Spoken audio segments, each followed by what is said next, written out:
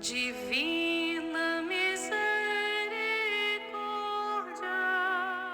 Diário de Santa Faustina, parágrafos 1664 e 1665. Durante a adoração, Jesus me disse: Minha filha, fica sabendo que o teu amor vivo e a compaixão que tens para comigo foram um consolo para mim no Jardim das Oliveiras.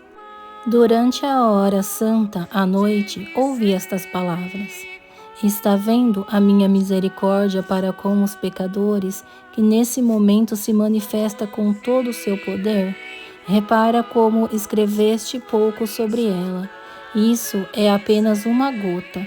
Faz o que estiver ao teu alcance para que os pecadores conheçam a minha bondade. Jesus, eu confio em vós.